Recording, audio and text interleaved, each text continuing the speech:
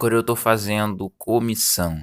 Mais informações na descrição. Weirdcore é uma estética que surgiu na internet em meados de 2017. E como o próprio nome já diz, é uma estética feita para ser esquisita. A grande questão é que ela pode despertar outros tipos de sentimentos nas pessoas, além de uma simples estranheza. Mas por que isso acontece? Bom, eu sou o Cal e eu bolei uma teoria para tentar explicar o porquê disso. Hoje, meus caros, eu vou falar sobre os anos 2000, a década da transição.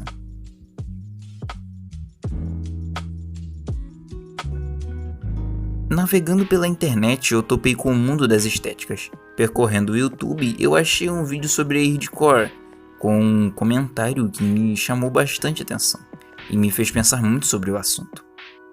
Existem várias estéticas na internet, existe até um site só para isso, e dentre elas uma das mais famosas é o Weirdcore, que consiste basicamente em imagens de baixa qualidade muito parecidas com as imagens de plano de fundo do Windows XP lá de 2001.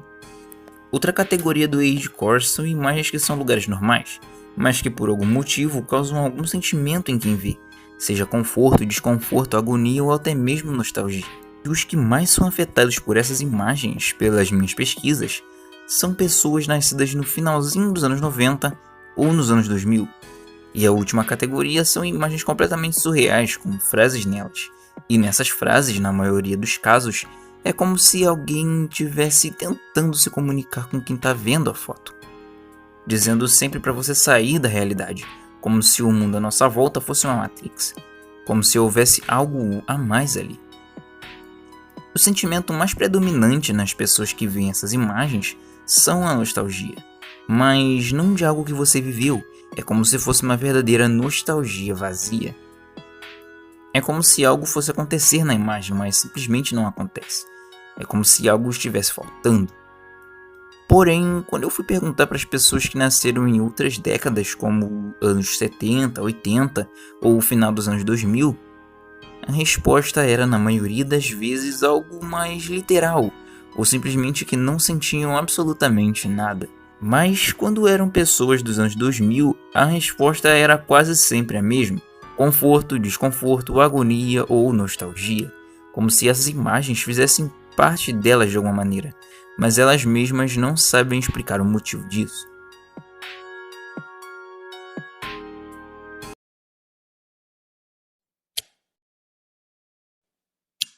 Lembra que eu falei que o Weirdcore usa imagens do Windows XP dos anos 2000 como base? Isso explica o porquê da nostalgia com a primeira e a última categoria do Weirdcore que eu expliquei, porém a segunda não. Mas por que a segunda categoria fazia o mesmo efeito das outras? E até mais? Bom, para isso vamos ter que voltar um pouquinho no tempo. O ano é 1991 e nesse ano tivemos a queda da União Soviética, e isso marcou muito o que veio a ser os anos 90. Naquela época, a mentalidade da humanidade era que, se a Guerra Fria acabou, logo as guerras acabaram. A humanidade sentia que ela iria finalmente ficar em paz novamente, e o clima dos anos 90 era festivo. E como se não bastasse isso, tínhamos também a virada do milênio. Vocês sabem aquele sentimento que as pessoas têm na virada do ano, quando elas pensam que o ano seguinte vai ser melhor, sabe, todo aquele otimismo? Então, pensem em como as pessoas de 1999 estavam na virada do milênio. Um pequeno blog de um antigo site da BBC falava sobre o Réveillon de 1999. E lá, várias pessoas comentavam sobre a euforia que todo mundo estava sentindo nessa virada do ano. Avanços tecnológicos, paz, problemas sociais sendo resolvidos. Era isso que todo mundo dos anos 90 aguardavam para os anos 2000. Então chegaram os anos 2000. E no primeiro ano da nova década, um evento terrível que é lembrado até hoje ocorreu no mês de setembro. E eu acho que vocês já sabem do que eu estou falando. Esse evento impactou em muito a visão das pessoas que almejavam a paz, e as que achavam que algum tipo de milagre tecnológico iria vir nessa nova era, também se frustraram, já que a tecnologia não evolui de uma hora para outra. Todo esse sentimento de desilusão fez uma transição na visão da humanidade, e ela estava basicamente deixando de acreditar nos milagres de ano novo. Talvez isso tenha influenciado a forma do movimento emo na época, talvez, não sei. Bom, enfim. Com isso, as cores fortes e festivas dos anos 90 começaram a ficar um pouco mais amenas e sólidas. Tudo começou a deixar de ficar super complexo para ficar cada vez mais simplificado. Camiseta com cores sólidas e sem estampa voltaram a ficar na moda. E foi somente na década de 2010 que tudo o que o povo da década de 90 queria de fato ocorreu mais ou menos, já que 2010 foi a década das redes sociais e do avanço rápido da tecnologia. 2010 é uma década em que as pessoas encararam a realidade do mundo e tentaram lidar com ela mesmo assim, e o resultado foi até que bem bom.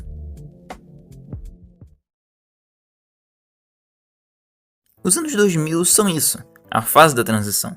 É a eterna promessa não cumprida de um futuro de paz e prosperidade. É como se os anos 90 estivessem se preparando para uma festa nos anos 2000. Uma festa que nunca aconteceu. E foi nesse contexto que você, que deve ter por volta dos seus 15 a 21 anos de idade, nasceu e cresceu.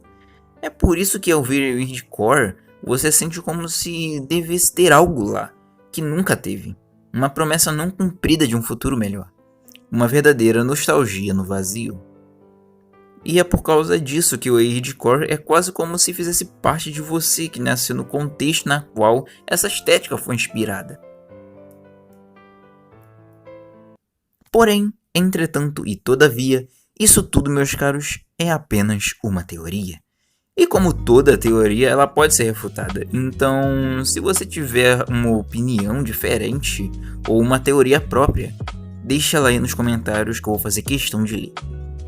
Aproveita se você gostou e deixa o seu like, porque esse vídeo deu um baita trabalho de fazer.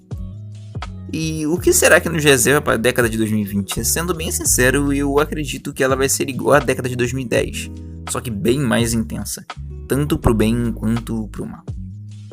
Enfim, se mantenham hidratados nessa primavera, e é nóis!